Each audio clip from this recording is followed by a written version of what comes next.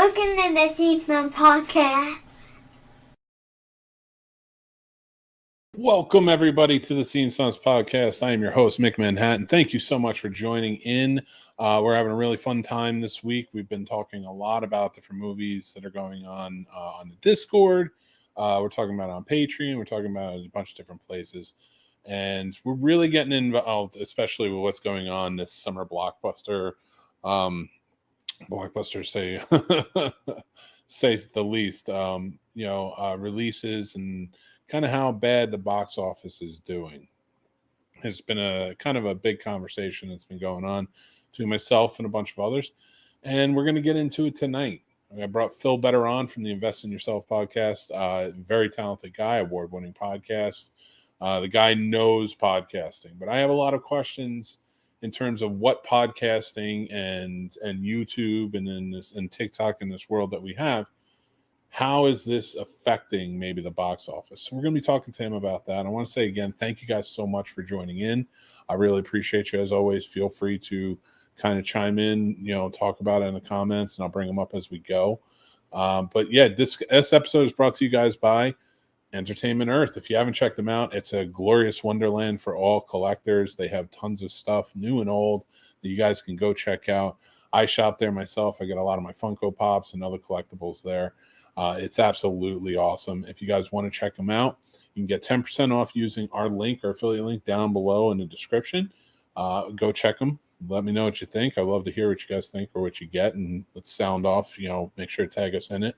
But yeah, it's just a lot of fun. And if you spend over $59, you also get free shipping and an additional 10% off, but make sure to use that link. Thank you guys so much. Also, I want to take a little time before we get started in the show and talk about two new things we have coming up on our Patreon. If you guys are involved in our Patreon, we truly appreciate the support. As you know, we have Warp Factor Fiction, which is our Star Trek rewatch show.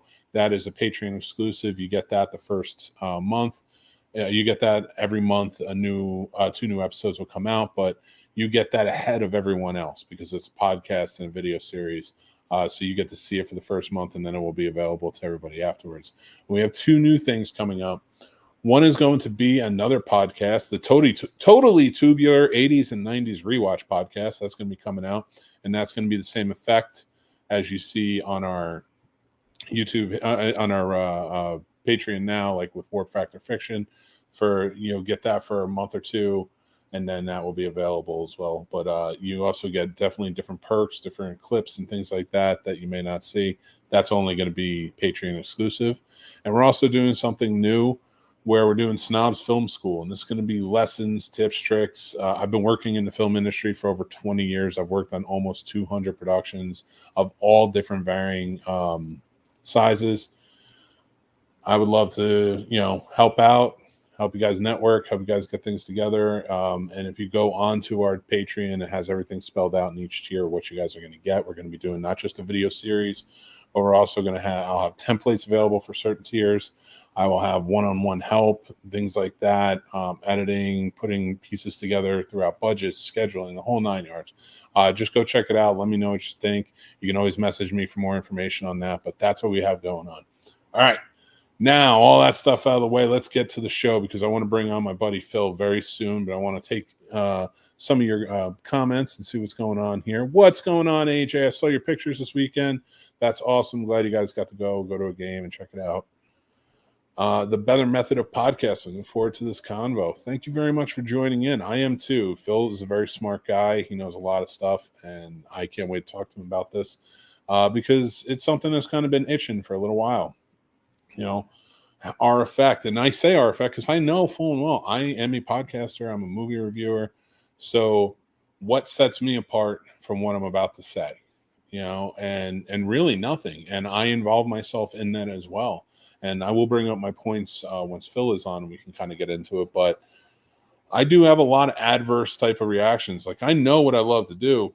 I know what I love checking out, seeing, being a part of. But I also know that if I'm hurting this industry, we got to do something about that. We got to have checks and balances and everything. So that's kind of where I'm coming from. We're going to talk about it a bit, and it's just exciting, with being a movie lover and a lover of all things, of course, you guys know I'm directly tied into the horror genre a lot and things like that. But like, I love them all, from independent films. I mean, the stuff you've never seen or heard of, all the way up to the big blockbusters. And I hate to see movie theaters suffer, but there needs to be some changes. There needs to be some things going on. And I don't think that it's necessarily a movie theater thing. I hear a lot of people blaming the prices. I hear a lot of people blaming, this, that, or the other thing. And that's been the same argument for many, many, many years. Whereas now there's a whole different thing going on. There's a whole different take that's really going to kind of take us into a different direction of what I think is going on and why the past had a better idea of how to handle it. But we're so out of the norm of what we're used to that we are literally flooded with information constantly. So it's just been kind of it's been sitting in my head for a little while, and I can't wait to talk to him about it. Trevor's here. What's going on, Trevor, man? I got to get you on, brother, soon. Good to see you, man. Keep up the good work. I appreciate you. I miss our conversations. Trevor and I used to have some great conversations on the show back when we had the showcase. And it was just always he's insanely smart about music and movies. Lots of things, but music and movies, we had great conversations. So I'm looking forward to getting back on and doing that again.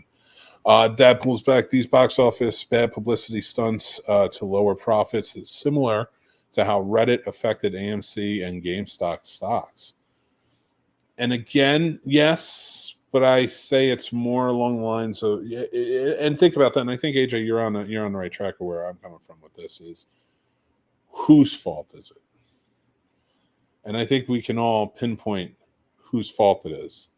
Bad marketing, bad marketing has just been abysmal lately. Bad storytelling. It's just the visual effects are starting to slow, and we see what's happening. They're not paying their people. There's a lot more to it, but we're going to get into it. All right, James is here. What's up, James? Thanks for joining in, man. I appreciate you. It's going to be a good conversation tonight. I hope you guys can join in. Let us know what you think along the way.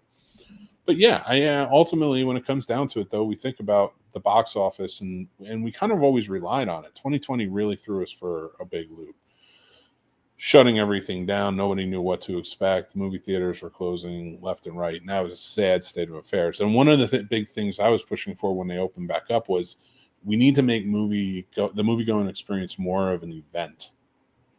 And what I mean by that is back in the day, you always had a flood of movies. There was always enough coming out. They had the big movies, the little movies, everything in between. And you could play this stuff in the theater, but you could also make going to the theater itself quite the experience. We don't do that anymore. The only ones I could really say that still do it are drive-in movies, because they understand the assignment, and we're still letting them down. Mind you, anybody who goes to movies, if you have a drive-in theater and you don't go at least a few times a year, you're letting that business down. If you're a movie fan, you should be going. I stand by that. And that's a personal opinion, but I stand by that. You're a movie fan, we should be supporting. I'm not saying you have to go see everything. I'm not saying you have to break the bank, but we should go and support, and, kind of going back and forth with what's happening here and what's happening in this year in the box office is there is no events, but we're getting a flood of like these movies that are just not living up to the hype that we're setting them up for ourselves. And we're going to talk about that tonight too in Snobs Movie Summer School. We're going to talk about franchise fatigue. But I've been going on long enough. James also says, I think the biggest factors are the theater prices, the movie budgets, and the movie's quality. Those are big factors. The theater prices, I would probably knock down on that list as to the biggest culprits. We come to this place for magic. Okay, Nicole Kidman. I'm just kidding with you. But all right, let's bring on my good buddy. Phil Better is here. What's going on, Phil? Welcome to the show, my friend. Thank you so much for having me, Mick. I'm so excited to talk to you about everything movies and how podcasts affect the movie industry. I'm a huge cinephile myself. My first podcast was a movie podcast, and then went on hiatus when the pandemic hit, or the 2020 hit. I'm planning on bringing it back. But yeah, I'm very excited to talk about this. When you messaged me asking if I could be on to talk about this, I was like, yes, just tell me when, because this is a topic that I have a lot of thoughts about. As someone who isn't in the movie podcast scene anymore, but is now reverted back to a fan, if you will. But because I'm in the business world, I'm looking at it at a different angle. And yeah, I have some topics. Hi, everyone. I'm Phil. Phil, before we get started, though, let's talk about it. Tell us about your show. Tell us what you do and where everybody can find you. All right. So who I am, I'm Phil Better, the podcast mogul. I have a couple shows a couple podcasts that I host. The main two is called Invest in Yourself, the Digital Entrepreneur Podcast, and Invest in Yourself, the podcast series. Both of those are interview-based podcasts where I interview entrepreneurs and podcasters about their business or about their show, so that one, it can help others, either entrepreneurs or podcasters, take their podcast or their business to the next level. And you can find me on all social media. Just search up Podcast Mogul, Phil Better, or just Podcast Mogul, or Invest in Yourself, the digital investinyourselfpod.com is the website. That's pretty much all the promotion I'm going to do. I want to talk about this and everything we can do about the movies and podcasts and stuff like that. So let's start it, Mick. Well, hit me with your hot take. All right, my hot take is there's too many cooks in the kitchen. My biggest issue is that there's too many movie podcasts, not just podcasts, but movie reviewers, YouTube videos, things like that. Too many people writing for publications and able to make their own publications, that we're getting so lost in the weeds of true integrity-driven movie reviews. Okay. And when you take that out, when you take that element away from, like, think about movie critics when we were young, when we were kids. You could probably name 10 or 11 straight up. I can name two. Siskel and Ebert are the only two that I really knew when I was growing up. You didn't know like Leonard Maltin, Gene Shalit, all of these guys. Like, but Leonard Maltin, yes, because of E.T., because he was always on E.T. But you have to remember, I have Canadian versus Americans, so we don't have a huge influx in our entertainment industry.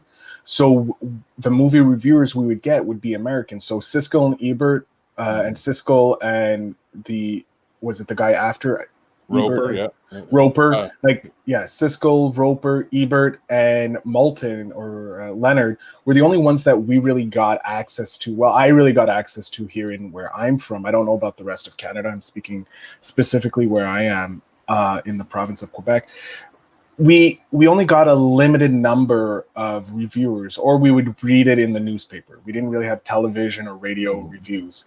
And I always found them stuck up, particularly when it came to maybe like not independent movies. When it came to the blockbusters of the time, like the 90s blockbusters, the action movies where you had Stallone, Arnold, pretty much those types of movies where you just turn off your brain and you're just like, this is good. Oh, yeah. And they were never a fan of those movies because obviously they weren't the fan of those movies. Those were targeted towards teenagers and young adults. But if you're looking at those movies that were made as art, they were perfect for it because they were those were the movies that they enjoyed looking at. Yes, they went after some of the big blockbusters and the pop culture ones, but they were looking at it more as an art form than an entertainment form.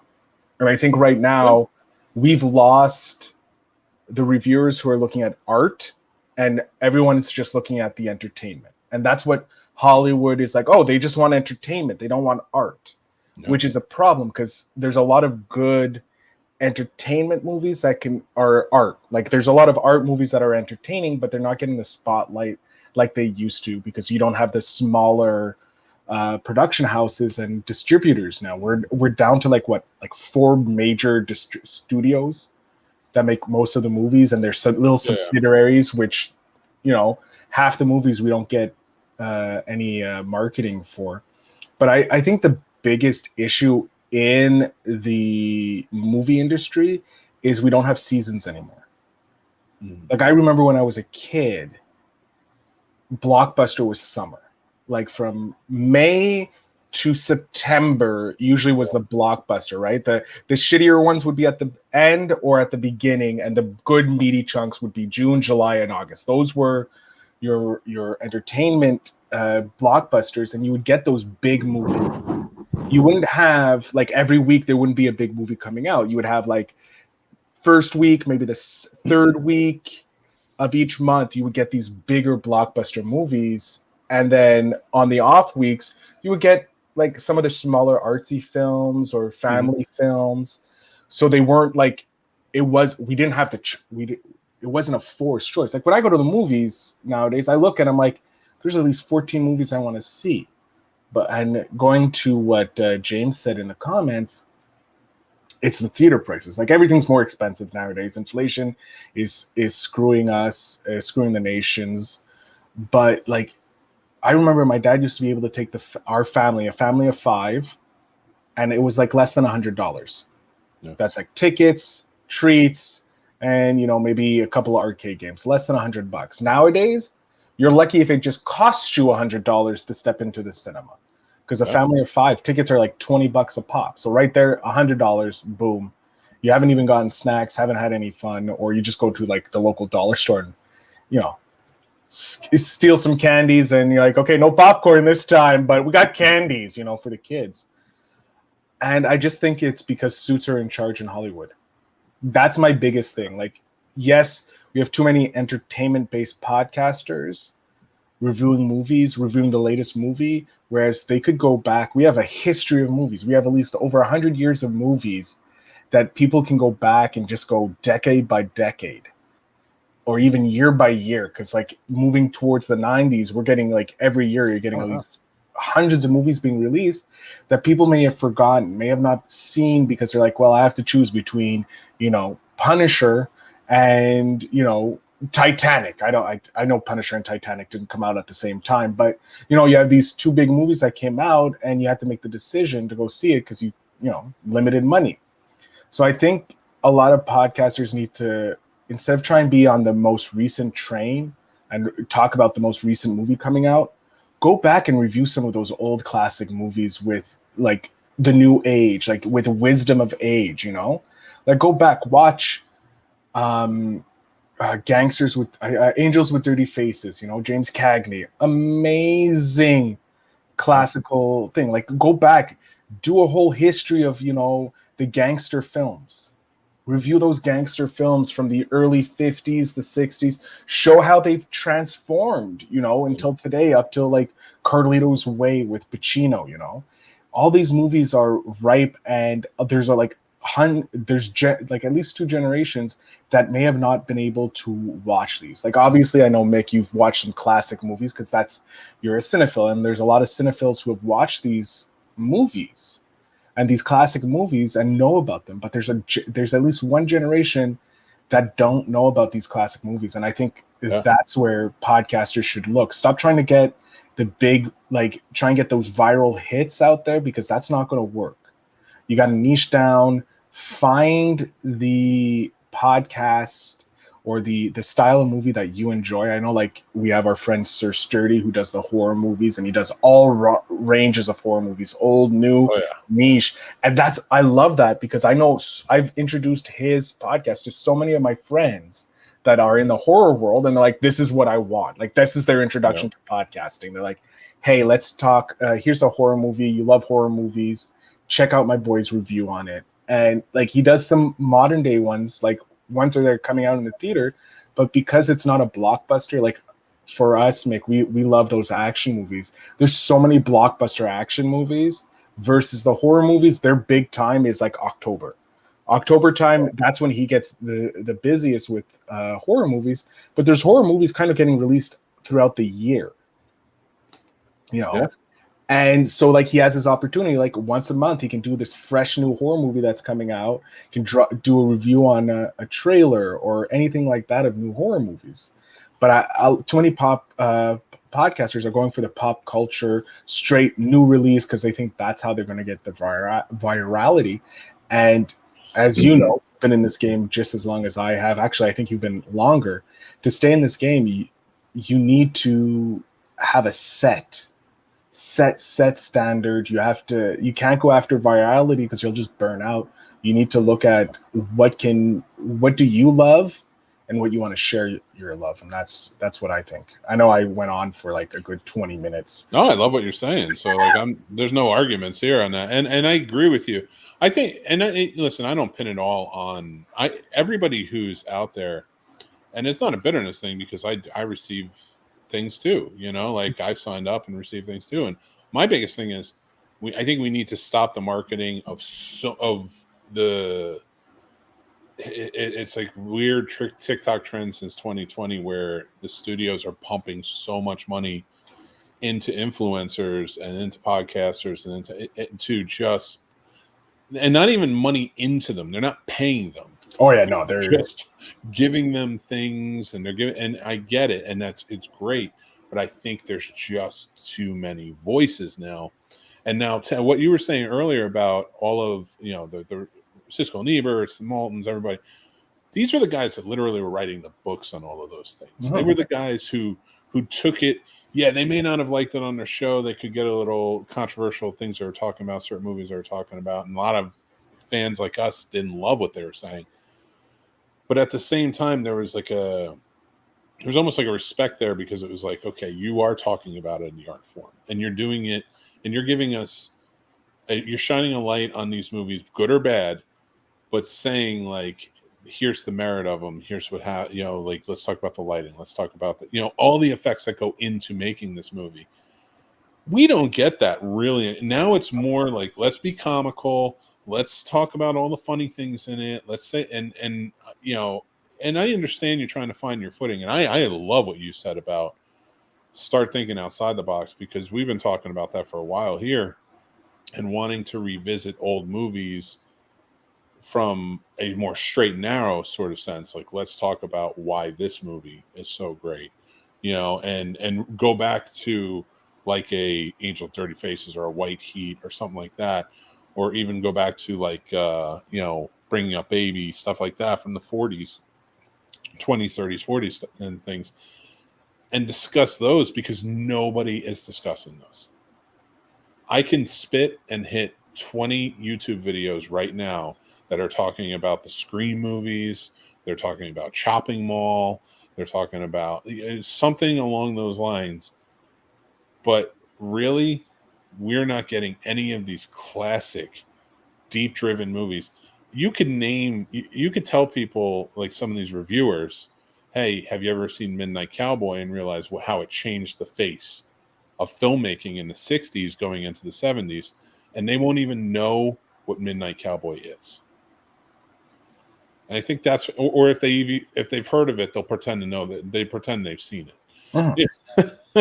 Like I've heard of this movie. I haven't seen Midnight Cowboy. That's but okay.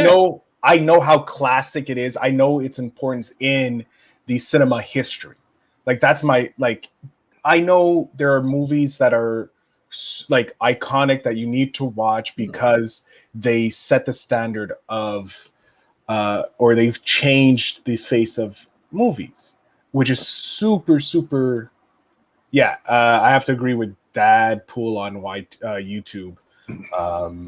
What he just said, stigma, if it doesn't make $1 billion, it's a flop. I know, yeah. I want to see less big budget movies. Like I want to see like $100,000 budget movie again.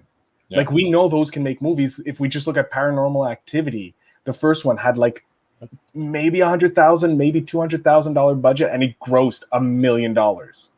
Like that's an impressive movie. Like that, I want to see more movies like that. I want to see, and I think we're coming to the end of this big blockbuster bit. I think with YouTube now being able to put up, you can put like some of the YouTube movies that I see remind me of like the old Spielbergs. Because these people, they had like, luckily the technology is so cheap. Like you get DaVinci Resolve, which is like a high grade, like what most studios use for editing and color grading, right? And it's free. And then they're making these movies that are like Spielberg, like with low, like I want Spielberg to go back to when he's on a shoestring budget. Like Jaws, I think is like, it was a, like what, how much was Jaws like to make in? I would like, probably, maybe a few million. Really? I feel like, we have a computer. We can search this. We have the power. We have the technology. This is how the Phil Better Show was, my first podcast. $9 million. $9 million. Like, think about it. A $9 million movie. Oh. And it terrorized people. And you barely saw the shark. Like, the shark didn't work most of the film. Yeah. And the biggest action sequence was at the end. But it had a story. It had everything going for it. And Spielberg needed to work on these shoestring budgets. I think the biggest problem is we're giving too big of a budget. Mm-hmm. And we're expecting the world. Yeah. And like, I have a friend that works in special effects. One of her, the company she works, she does special effects for movies. And she's always like, she doesn't tell me who they're working on until after it's been like released or something like that. But some of the movies that she tells, like, they have to bid on the right to do special effects. So we have 300 special effects shots. Do you want it? How much is it going to cost? And then you find out some of these shots are super, super intricate and take so much time and effort to do. And other shots are just like, okay, you have to add nails to this two-frame shot so that it stays continuing, like. And those are like that takes 20 seconds. Like, okay, that's super easy to do versus, okay, I need you to take out the wiring, take out the guy in green. I need you to put an alien over here all in one shot. And you're like, Jesus, this is time consuming, but I have a week to do it. And like, that's why you're getting like these horrible CGI in it versus CGI is supposed to accentuate what's already there. Like, I love when it goes, yeah, we use CGI, but we're using it to accentuate. So like, a monster is there in practical and you want to just add the slime dropping effect. That's great. Like, you have a practical monster like in the old days and the CGI just helped build it up. Now we're getting like full CGI monsters with no practical. And it's like, yeah, and it just doesn't work. No, like if it's for one shot, yeah, it's going to be great. Like you can put your full CGI budget into this one shot, or else you're going to end up like Wonder Woman. The last battle is just smoke and mirrors, and you have like no idea what's going on, and it just sucks. And I think that's the biggest issue. Like it's not artists in charge of studios anymore.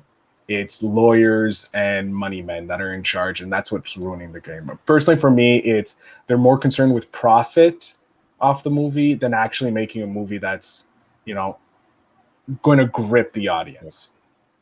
I mean, and that's funny that you kind of mentioned that, because I even then, like even back in the day, like there really was never artists in charge. It was just that when the studios were making their money, they let the artists be in charge. Like, because it was like, just, all right, this is what we want, go and do it. Or if you were a prominent enough director, go do whatever you want. We know you're going to make money. And it was like it worked for a long time. And then the 70s sort of broke out. And then like you got the blockbusters and Jaws and Star Wars and everything. And now it's like, oh, we want more money.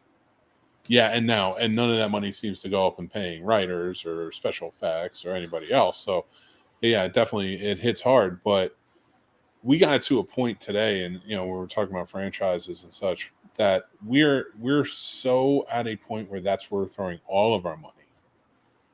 These studios, it's like, this is what we want our money on. That, yeah, independent, like you were talking about the $100,000 movies that are making 5, 10, 50 million. That's horror right now. Horror's doing that. And they've always been the ones to kind of be counterculturalists and go out. And I think one of my biggest problems is, again, it comes down to when you have movie reviewers were always for me, and not just for me, but like in life, like there was a point where probably the most famous person on the planet was whoever was heavyweight champion in boxing. And everyone knew who it was for a long time, who the champ was. I would say that your local or even like a national movie film reviewer, somebody who wrote in the spotlight section of your newspaper, stuff like that, who was your entertainment writer, is very similar. Like you just kind of knew who you liked, even if you didn't know their name. You knew who you gravitated towards, what books you were going to buy, what newspaper reviews you were going to read because you liked those. When it came out on Fridays or whatever. Today, I can't read one single, and it never fails. I always find it because the lifeline of an editor doesn't exist anymore in this weird journalistic world that we live in. But I can't find one article on any internet publication now that does not have a misspelling, missing words, sentences unformulated in the proper way. It's anyone has a voice, so they will voice it, but nobody's saying anything of value. And I think it's hurting these movies to have this many voices before they come out. Now, I'm not saying shut everybody down and not allowed to be movie reviewers. I'm saying we need to stop, unless you are a certain prevalent number, of followers, things like that. I think it should be pulled back. I think screeners should be, and I'm including myself in this, screeners should be pulled back, things like that, because we keep giving these voices before the movies come out, and you're going to get a lot of ones who are jaded and are just going to say they don't like it, or it's wokeism, or it's whatever. You know how it is. No, yeah. And then you're going to have others who are jumping in and getting stuff or getting a screener, and they're so excited they're going to love no matter what's coming out, and you're getting no real true value or opinion, just from my stance. I have to agree with you. There is this kind of bias because, like, if I'm going to be reviewing movies, I want to stay on the good side of the studio so that they keep sending me those screeners so I can keep getting those rights to review. But on the flip side, us as an audience, we're not getting unbiased because now the reviewer is biased. Like the old days, it was like the new legacy media. Like we're moving into new, like we have legacy media, which is the old guys, the ABCs, the NBCs, the CBCs, the old school type of television or analog, if you will, content. And we're moving into a digital space where it's deregulated. There's no regulation. No one's doing journalistic integrity. It has to change. Obviously, it needs to change. We need to bring up our journalistic integrity. We need to reinvest in local news so that like local newspapers or local news sites can then hire different type of reviewers. Okay, we got our horror reviewer over here. You're going to just review horror movies. You can do the latest horror movies, the old horrors, boom. We got our action person over here. We got our sci-fi, whatever. And whenever it's like a horror sci-fi that mix, they can both do a review on it. And I think that's where we're going to be probably moving more towards more of a web-based news center where there is still integrity. We need that integrity. Yeah. And I think that's what needs to be done. I don't think we're bringing up people's integrity. Like, because everyone's so just like, ooh, I'm scared about hurting someone's feelings, I have to say it in a certain way or else I'm going to get all this negative hate. It's my opinion. Like, I can tell you, I love the Star Wars movies, all of them. All the ones people hate, the Christmas special. I can admit the Christmas special has its issues. But it's not directed towards me. I'm not its core audience. I realize that. So when I go watch it, I can't watch it with my critical eyes. I have to look at it okay, who is this movie for? This movie's for kids, to have them entertained. Cool. I'm going to make sure I bring a child with me to watch it because then I can watch it through a child's eyes. I'm not going to watch it through a 37-year-old man's eyes because that's not who it's targeted for. Just like the prequel trilogy was not the same target for the original trilogy. And the sequel trilogy was not the same for the prequel or the original trilogy. It's for a new generation. And I think we need to bring in more integrity. We need to understand that the whole system needs to be redone, obviously. Yeah, I agree. I think like with the streaming services coming, I think we can switch it to art houses going back into the movies, like art house films, like Oppenheimer. That's an art film. Like Nolan is an art house director. Like you can give him any budget and he's going to make a beautiful film. Like it'd be here $300 and he'll probably make a blockbuster out of that. But I feel like blockbuster movies should come back. It should be during the summer, you know, Christmas movies, holiday films like we used to have. And then the rest of the year, just have us give us art. Give us back those art movies. And because you have the streaming services, you can throw big blockbusters on streaming. You own the direction, right? Like Disney can make a film, put it on streaming and still make $1 billion. Like this is Disney. Same with HBO, same with Sony or whatever studios. If they want, they can make a deal with the distribution of films that they're like, you know what, it doesn't fit any of the blockbusters. Let's put it onto a streaming service. Let's go to Netflix. Let's go to Crave or whatever one you have, and you can release the film there. And that way, you know, we can have all these movies being released. Like there's some movies on YouTube. I see trailers on YouTube, and I'm like, wait, this movie's coming out? Like I never even knew about it. And like that's what you're marketing. You don't need to pay a huge marketing budget thanks to the internet. Like you can market for cheap. Like ads on Facebook, like $3 a pop, $5 a pop, and you can get massive returns on it, you know? You can put your movie on YouTube, so you're first of all, you're saving distribution cost. You don't have to pay movie theaters anymore. And YouTube will pay you. It's true. You know, like YouTube pays you to put your content out there. So why not use it? Like I'm now look at streaming like old school analog television. YouTube is PBS, if you think about it, because its content is created by the public. You have Amazon, you have Prime, that can be anyone. It can be CNN, it could be any one of the ABC networks, CBC, NBC, CBS. You know, those are boom. There we go. Boom. We have the streaming services that can be the main channels, and now they can put TV shows, and it goes into the releasing of binge-worthy shows, right? Old school shows can be binged. New shows, release it weekly. I don't need it binged one day. I want to release it. Yeah, weekly. I get that.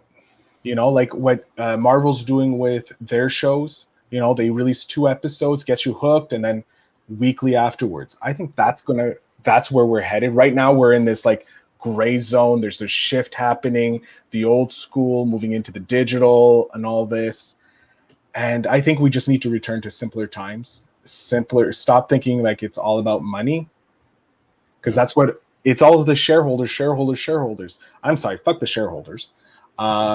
It's the fans. Like without the fans, the shareholders mean nothing. Like, yeah, you're not making them happy, and it's going to definitely, and we see it happening more and more. It's just you are disrupting how the fans are feeling, and it's not. I'm not just talking about fans of like Marvel or fans of DC or fans of Indiana Jones, right? Those are too niche. I'm talking about true movie fans who are going to come out and enjoy the movie in the movie theater.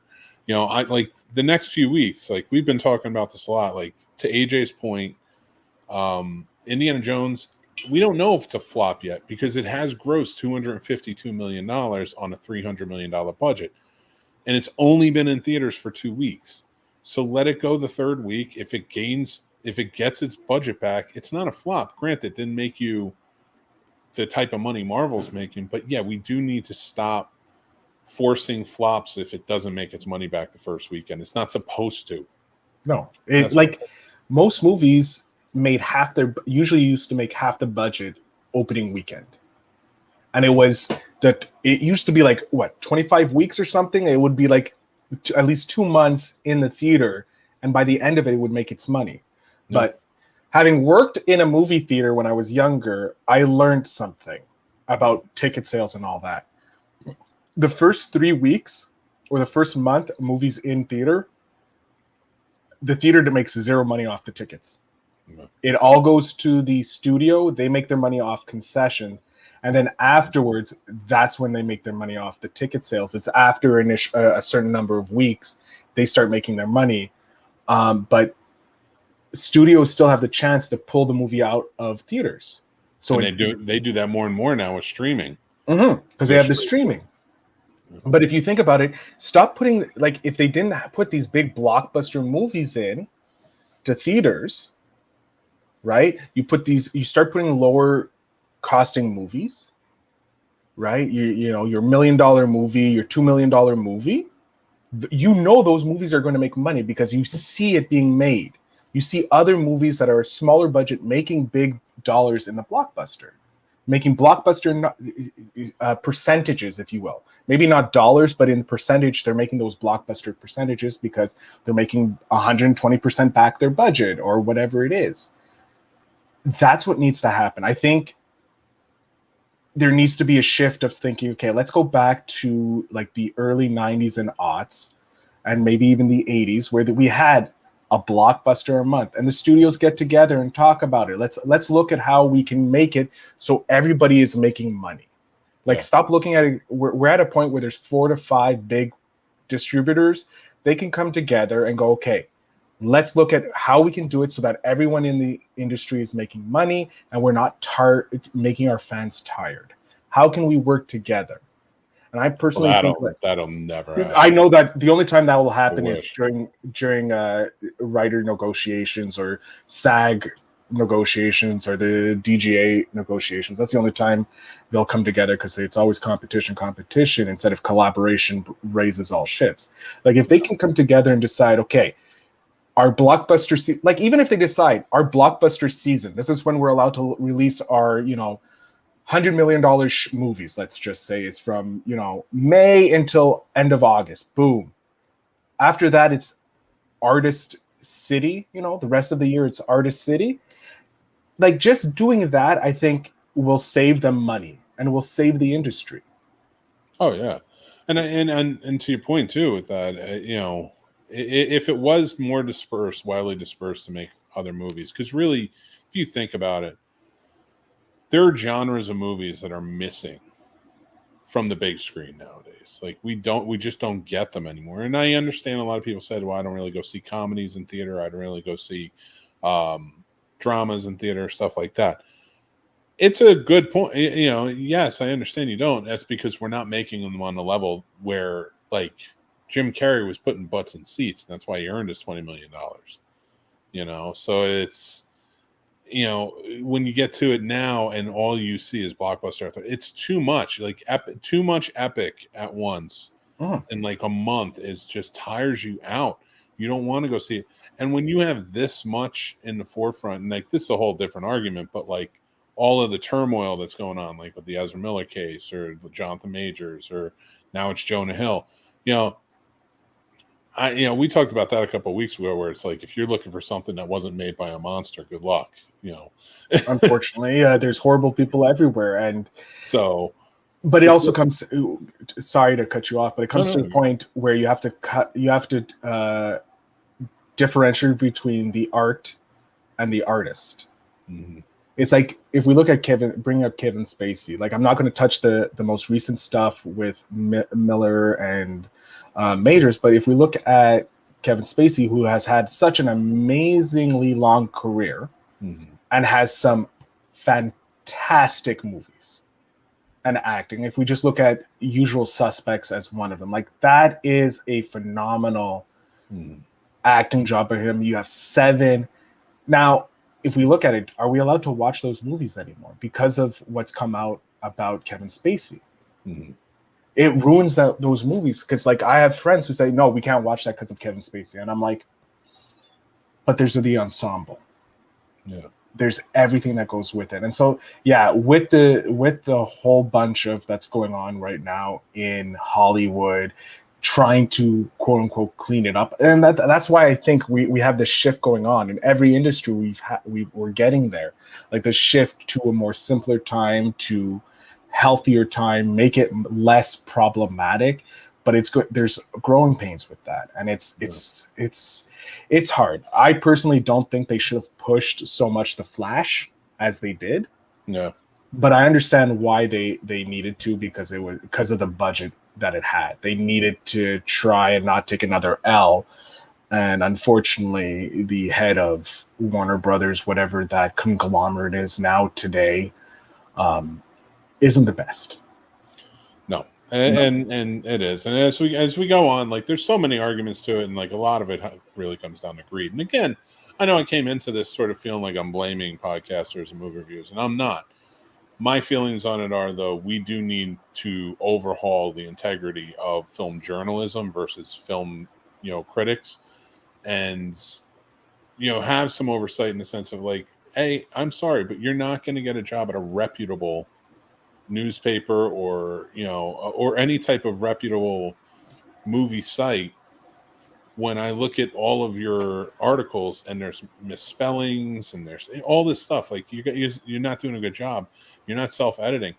When I write for any publication, I have my own personal editor I send it to, and for years have been doing all of my editing. And then when it comes down to it, I send it off, and my wife will read it, or somebody else will read it for me, and just be like, what do you think at this point? And then I send it to the person at the publication who I'm working for, and say, give it a read. Usually, I can tell they never read it because they come right back, looks great, and it's like you can put it up, but I know I've gone to 2 editors so far. I've double checked my work twice, and that's after me reading it over and over.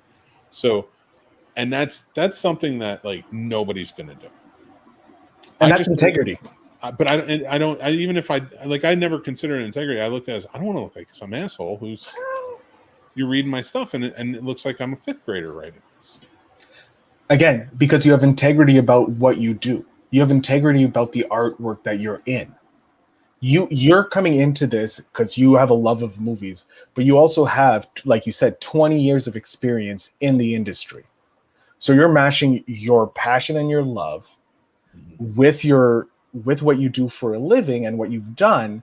And you're like, I want to make sure that what I'm serving to the people is quality, because you have that integrity. It's about quality because quality gets you the things. Nowadays, people are just looking for that, trying to put that hot take out there that's going to create controversy, that's going to create people coming to talk to them and get them to the place where they have the money. They get money, they get fame, they get infamous,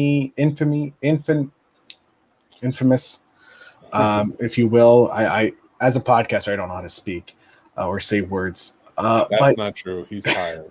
Yeah, it's a little late, and it's hot. It's humid as hell here. So, but people aren't looking to bring integrity. They're just looking, hey, how can I make a quick buck? And it goes to greed, which really sucks because I don't want to blame greed on this, but it is. It's unfortunate that greed. It's all about greed because it's all about money. Money makes the world go round. Instead of looking at like, how can we make it better? How can I'm looking at this movie. Here are the positives. Here are the negatives. And again, the story's unfortunate because they're pushing out so much. They want to do so much. They have. Did I lose you, pal? No, I'm here. Can you hear me? Oh, I can hear you. Sorry. Oh, there you go. You're good. Sorry if I cut out. You got so impassioned, your camera's like, I can't keep up. Yeah, it's like, hold up, Phil. Chill. You're heating up everything. I just feel that there's an inevitable change that needs to happen on a whole. Like it's a huge whole, not just in the podcasting, movie, or anywhere. It's just we need to bring integrity back, and I think we've lost integrity, accountability, because we live in the court of public opinion, and people just want either to make a splash because they believe any publicity is good publicity, and we have to go back. No, there's publicity that's not good. Like if you're just going to come out and say, well, it's just wokeism, like what are you adding? Like most of the journal, like I remember when I would watch Siskel and Ebert, they would add to it. They're like, look, this is the good points of the movie. Here are the things that I had an issue with, and this is how I could fix it. If you do something like that, you're gonna gain a lot more loyal followers than just saying, this is what's wrong with the movie. Yeah. And it's like, okay, that's what's wrong with the movie. That's your opinion. But those are things I love. Like my brother and father went to see the most recent indie. Mm-hmm. I'm probably going to wait till it comes out on Disney because I think The Last Crusade should have been the last indie movie because it was such a perfect send off to this character. Mm-hmm. The Crystal Skull, we don't have to talk about it. It's a movie. It hits the bare minimum of what a movie is. It has characters. It has three sections, and there's a plot, and there's an ending and a beginning. It's a movie. Is it an indie movie? Technically, yes. Is it a movie worthy of the indie title? No. Simply because they were just trying to milk the movie. Mm-hmm. Because, again, artists aren't in charge in Hollywood anymore. They're suits. They're only concerned about money. Whereas when you had the golden age of movies, directors and producers like Lucas and Spielberg and Scorsese and which one? Not Kubrick and the one that did The Godfather. Coppola. They all were given like, okay, here's the source material. We trust you with what you're going to do because you're an artist. Because the suits knew the arts made the money, whereas the newer ones are like, no, it's because of us that the money gets made. So let's push out as much stuff out there as possible so that we can make as much money as possible. And they don't realize like if you just because you spend money on something doesn't necessarily going to make it a success. Yeah. You know, like we need our writers. The writers should be paid properly because they put the words in the mouth of the actors that talk about stuff. Very true. Just so everyone, I'm 100% clear on this, and everyone who's listening and viewing this is clear. I support the WGA, the ACTRA, the SAG, all unions across the board because they're making sure that the regular day folks are taken care of in private sectors. No. If it wasn't for the unions, the private sector workers would be fucking screwed. And I think the unions in Hollywood are getting a bad rap because, they're doing all the work, whereas the studio heads aren't doing anything. And the studio heads are getting paid so much more money than the writers. If it wasn't for the writers, the actors, the directors, the grips, we wouldn't have an entertainment division. Sure. I listen, it's hard for me to disagree with you on that. Sorry, I'm on a hot take today. This is a hot take week, I think. No, I love it. I appreciate it. You bring some great value to these conversations, and I appreciate you, Phil, so much. It is time to say goodbye, my friends, because we're going to finish out the show. But I just want to say thank you so much for coming on and talking movies with me. I'd love to get you back on soon, talk about some other stuff going on, and really get into the nitty-gritty some more. I am always available for you, Mick. You are one of the truest companions I have in this podcasting space. So anytime I can help you out, anything I can do to help you out, I would love to. Please, my DMs are always open for you. I really appreciate you, brother. Thank you so much, everybody. Feel better. Go down in the links down below in the description. Check him out. Check out his show.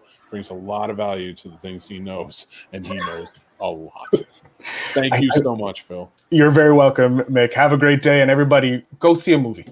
Just go see a good movie. Go watch an old movie and talk about it with your friends. But anyways, Mick, have great, and make sure you fix some of our fears, okay? I want to see the fix. I want to see the fix. Let me know what you think. I can't wait to hear it. Bye, everyone. Thanks a lot, Phil. Take care.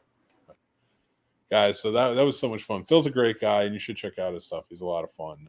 And yeah, I saw some of your comments. We're going to go over everything before we get into Snobs Movie Summer School, where we talk about franchise fatigue, which kind of piggybacks off of what we're discussing right now.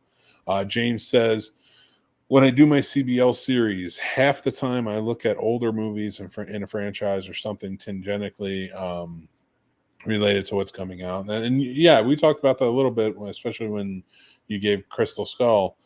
And that's a smart move. And I get it. And you need to do those things because you're building your channel, you're building your network of what, and your reviews and such. So I definitely get it. And you should absolutely stick to that. But let's bring fresh perspectives too. Anything new, not anything new, but anything older. Like the one thing that he had mentioned about Horror Source 30 is that guy is watching movies I would never lay my eyes on. I would never think to put this on, but he's watching it, and it's at a spin of a wheel, and it makes for a fun review because it's something different. Now I can find out whether I want to watch it or not, as I'll just listen to them talk about it, and it's engaging. I think we've definitely been oversaturated with how many big event movies are coming out.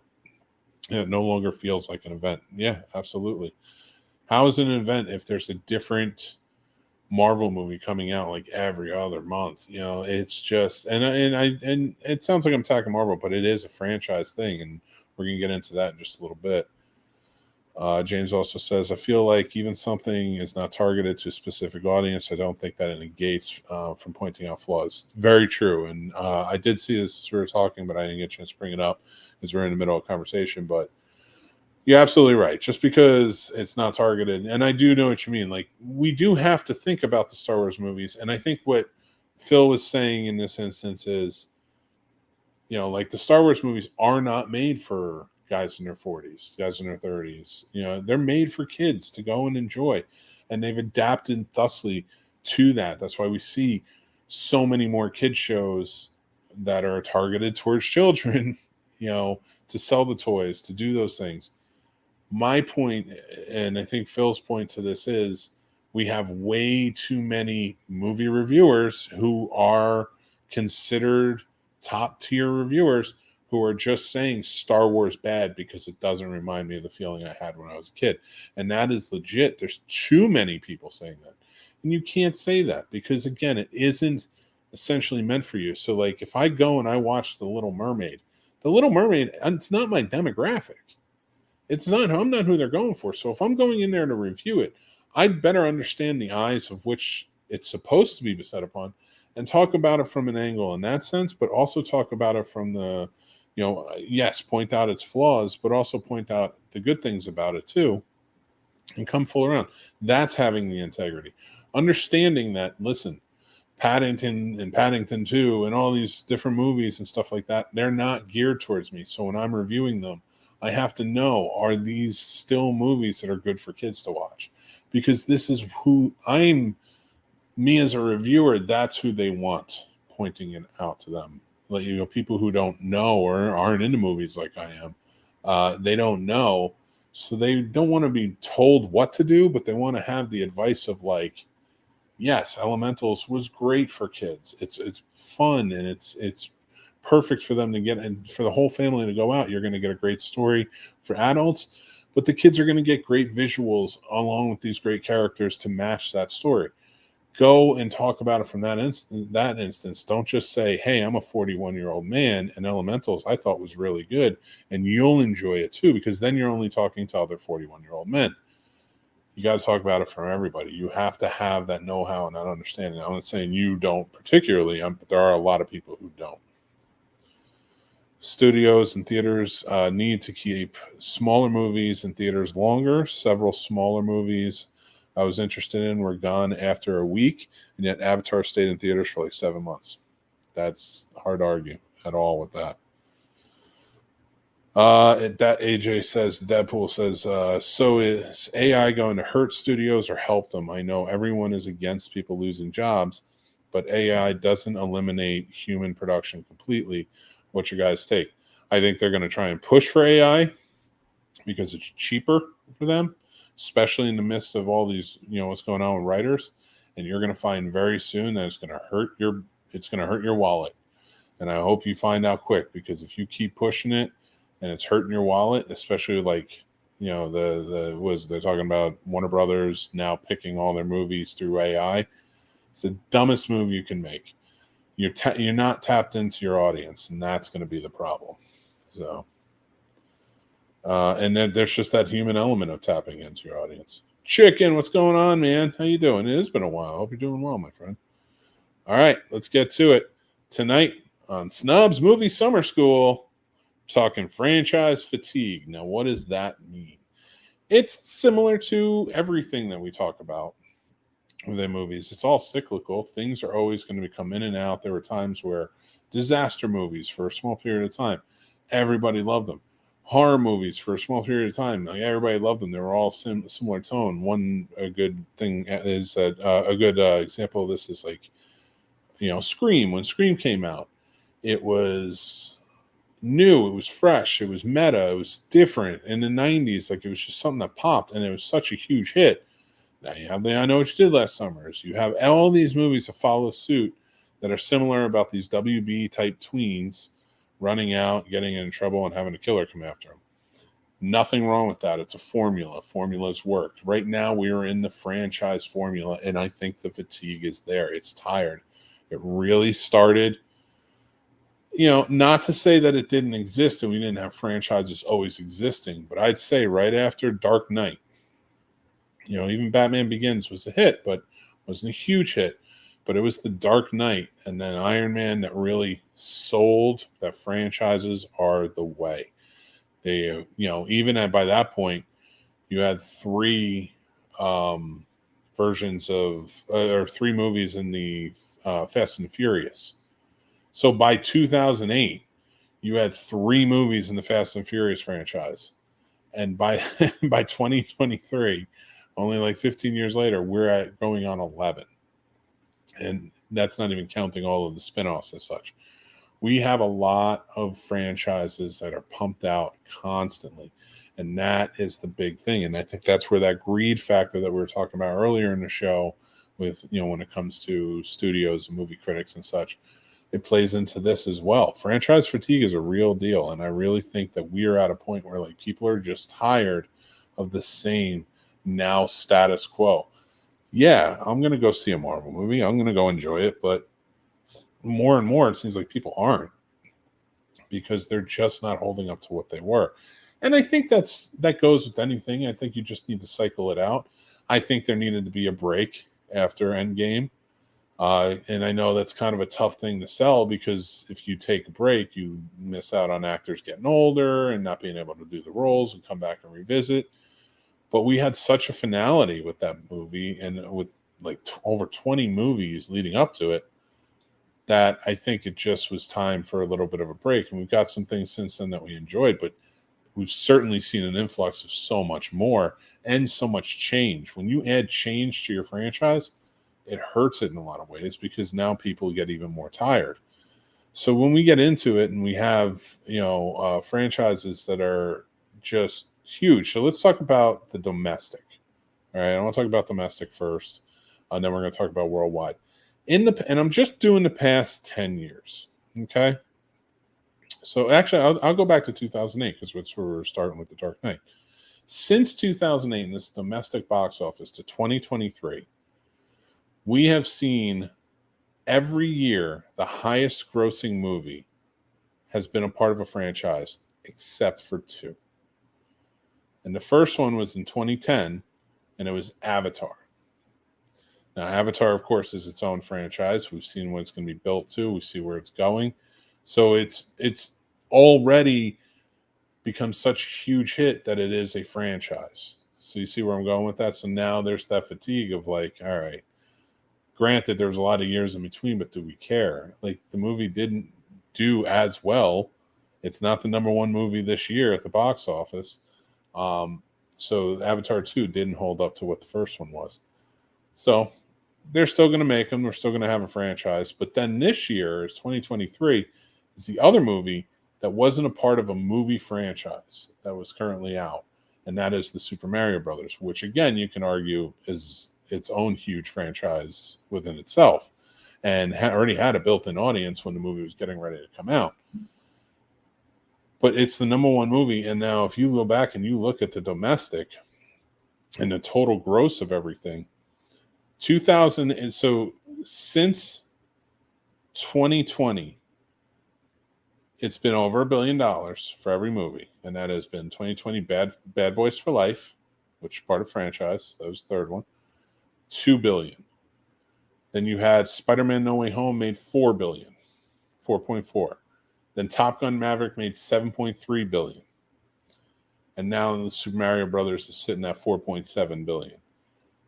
2008 was the last time we had that single-digit billion, which was $9 billion, 9.6 billion, and it was The Dark Knight. Everything else has been 10 billion or above, and has all been franchises except for Avatar, which again has grown into a franchise. So it's sort of all of these things are still franchise capable. My biggest point to all of this is, how often do you look at a movie theater, look at a movie coming out in these franchises and what's happening, and say to yourself, I need a break, or I'm done, or I'm not going to see that. I just can't push for it. This, that, the other thing.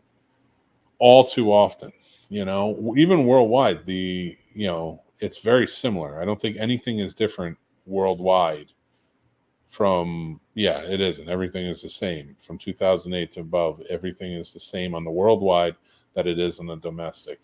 They just earned a little bit more. Well, not really. They earned pretty much the same. So my point is, with franchise fatigue, I think that's what's burning out the movie theater going experience right now. And I think the movie theaters need to demand more. When it really comes down to it, they need to demand, like, listen, you have so many of these other streaming movies that are doing really well, that are comedies, this, that, the other thing, musicals, stuff like that. We need to make more than just superhero movies. We need to make more than just fast movies. We need to make more than just this, that, or the other thing that we've seen time and time and time again. They may be great to sell your streaming services, but you are killing the movie theater. And I think we need to really spark some discussion on where we need to go with it, because horror movies aren't doing it, because horror movies are widely independent at this point that are doing really well.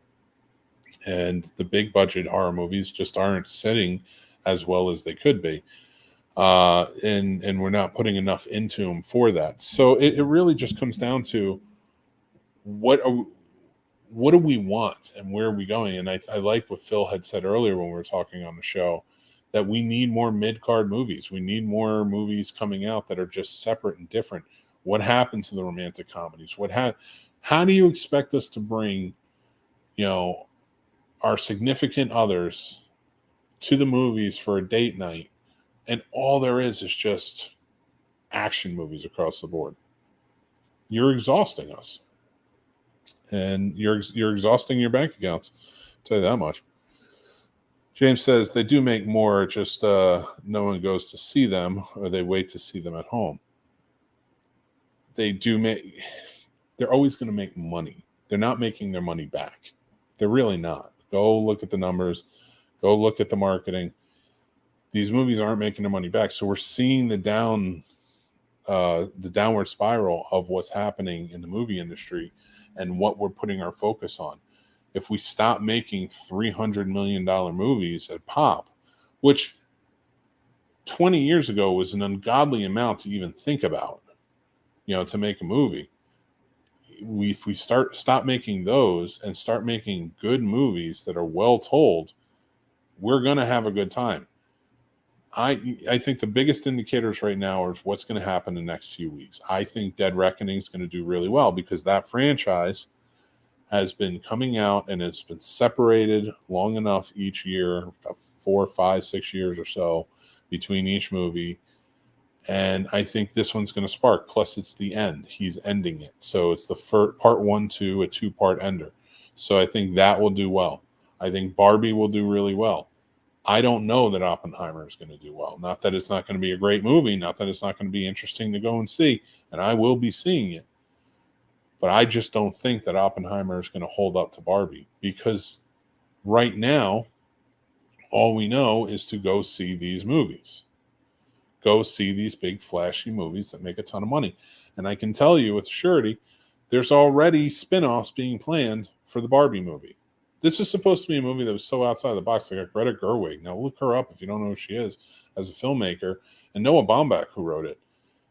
To say that they directed and wrote a Barbie movie is ridiculous unless you know their style of filmmaking. And that makes me want to see it more, because it's so out there and they have such a different perspective on things, that to see this big of a franchise type of movie be made by them is interesting to me.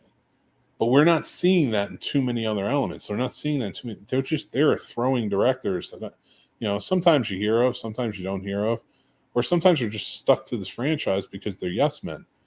I want to see more of this. I want to see more indie filmmakers get bumped up to really try and tell a good story that's out of their element. So I think franchise fatigue is really what's hurting things right now. I think indie would have done better, and a few other things would have done better. The Flash is like it's like an enigma all itself, but like a lot of these other movies I could have seen doing better if there just wasn't each week some type of event. But it's not really an event. It's just boring at some points. It's just not hitting. Of course, we were going to go see The Last Guardians of the Galaxy, but look at Ant-Man. Ant-Man should have been on the same level, but for some reason, these things are getting too tired and too old, and they're just not working. So that's my feelings on franchise fatigue. Let me know what you guys think. Sound off. You can hit us up here. Leave a message. If you're on the clip, which I cut later, you can please feel free to jump in. Let us know what you think. But let's get into it. Last segment for tonight. Oh, wait, James actually said something I want to I think Barbie versus Oppenheimer box office battle has become so much of a meme that it will propel them both into a big box office numbers. When you have two movies like that, you're never going to have two big box office numbers, blockbuster numbers. One of them is going to fail. One of them now maybe make its money over time, whatever else. It's just too fast that they're taking movies out. But I think Barbie's going to be the big winner that weekend because there's not enough people who want to see two movies during the summer in one day or one weekend. So we'll see how it all plays out. But I think if there's going to be a choice, it's going to be Barbie that's probably going to make it. All right, let's get to our last segment of the night, and that is, did I just fix the sum of all fears? That is right, everybody. I am attempting to fix, with Dead Reckoning coming out, I thought it'd be fun to talk spy movies. Plus, Jack Ryan came out last week, and I'm all caught up, so I'm interested. I want to jump in. I always like the Jack Ryan movies. So getting into it and kind of discussing it a little by little, just how all these different movies, like I was talking to my wife about it, a couple other people, because I really like the show they're putting out. But I was always a big fan of the early movies they put out. Hunt for Red October with Alec Baldwin played Jack Ryan, and then, of course, Clear and Present Danger and Patriot Games with Harrison Ford. And then some of All Fears came out in early 2000s, and I was super excited for it because it's like, oh, we're getting a new Jack Ryan movie. Now, Some of All Fears is a little different in the book. He's either the director of the CIA or he's deputy director or something at that point. This is before he's president. He's Jack Ryan also in the books becomes president. But the Sum of All Fears was sort of loosely, based on the book. It was kind of changed up a bit to make Jack younger. I think they were going more for of course, this is post 9/11, so we're getting a lot of those sort of feelings put into the movie, which a lot of movies were doing at that point. They were trying to visit something revisit this franchise that I think they didn't understand what made it work or what brought people out. And I really think that one of the biggest fixes that we could have gotten from this movie is it should have been told with Harrison Ford. He was still the right age for it. It still worked. And if you had changed it more into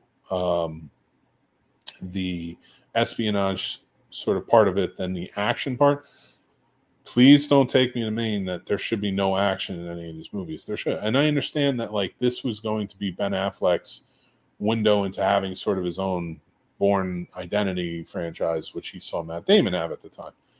But that's not who Jack Ryan is. Now, if you want to do something on John Clark or Dave Chavez, yeah, you could. You could definitely pull that out and have a really good one. But that's not who Jack Ryan is. He's an analyst who gets roped into a lot of these things as he's investigating. Now, you should keep the action secondary always and tell a good tale. They just didn't tell a good tale in this. I don't even know why they had. Yes, I don't think his name was William Cabot in the book, but like Marcus or Mark or something like that, Cabot. But the part that Morgan Freeman played, you could have them play it up, but what's the point at this point? Why, if you're going back to the beginning, why not just have Greer? If you're going back to the beginning, have his mentor there from the beginning, or just play it towards the end. So I always thought Sum of All Fears could have been better done had they kept it going. Bring back Harrison Ford as Jack Ryan. Play up the espionage portion of it. Get Willem Dafoe back to play John Clark, which he could have. You could have just had so many of the elements from the Tom Clancy novels that really worked out well. What we got in it was just this mess of a convoluted type of movie. Now, I like Lee Schreiber as John Clark, and I would have liked to have visited him more in the role because I thought he was doing a good job playing it. I also thought, what's his name? Morgan Freeman was fine as Cabot, and James Cromwell did a good job as the president and such. It's a great supporting cast, but you're all over the place with it. This movie tried to be too many different movies at once, and it had an actor in it who didn't understand the character of Jack Ryan. Now, I'm not trying to put down Ben Affleck. I think he's one of the greatest directors working today. I like him as an actor. I like him as an actor when he's directing himself or he has a friend directing him. When it's somebody he really trusts, he lets go and you can get lost in the role. Or when it's him doing it, he knows what he wants, so he gets lost in the role. But when he doesn't understand a character or he questions the material he's doing, and this is a lot of his older stuff, Armageddon was the same way. It almost seems like he is making fun of it in some way and how he's acting this out. And he just didn't have the gravitas that you need for a Jack Ryan type of movie. John Krasinski has it in spades, does a great job with it. Another younger version of Jack Ryan. And I really loved that, when they told this story, they added a lot of elements. They weren't afraid to go with the nuclear bomb being set off in the U.S. soil, the turmoil between Russia. But the problem with the villains is, yes, we know Russia isn't the villain, but we're not treating them like villains. You shoehorned in these Nazis who just didn't really work. You didn't set it up enough. There's not enough story or backstory to element to why this faction is doing what it's doing. When they retold the story on the TV show, they did a great job setting it up. And they weren't even Nazis. Like, they were just Russians who were getting jaded by how the Russian government was moving forward in peace relations. So that would have been so much better. And you could have had still Russia as a bad guy, but also like not, because you have the good guy president who's taken over. There's so many elements of it, but you didn't commit to it's same with like Indiana Jones and the Kingdom of Crystal Skull we talked about last week. You didn't commit to the bad guys being bad. You just shoehorned in another bad facade and made us try and like own it. And I just don't like that. It just didn't work for me. So you need to make the bad guys appear bad. You need to, make America understand the Russians are bad, like Cold War style. Even play it up or go back. Like, if you're going to tell this tale, now don't make it in 2002. Have Jack Ryan in the 1980s. Okay, now we accept why these guys are really bad in our eyes. But he thinks not. He thinks this is okay, especially when they were written in that, era. So it's the wrong actor. Didn't have enough gravitas for the Jack Ryan role. Everybody else was really good to it, but it just the beats needed to be better.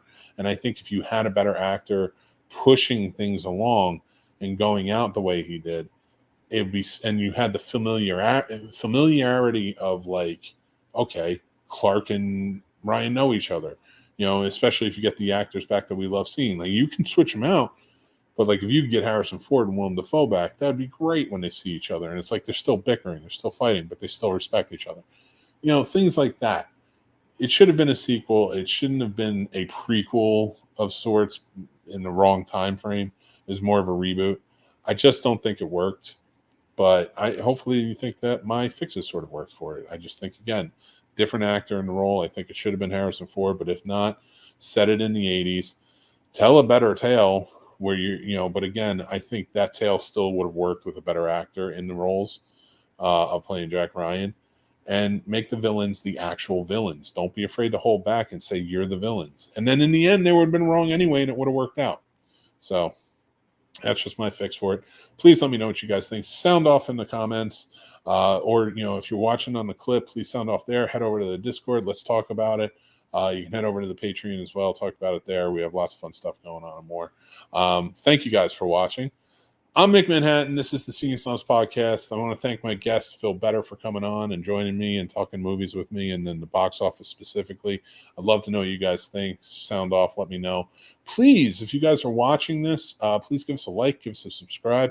Really helps us go a long way. But wherever you're listening to this, please give us a follow, maybe a rate and review. It means a lot to us. It helps us go, very far with it.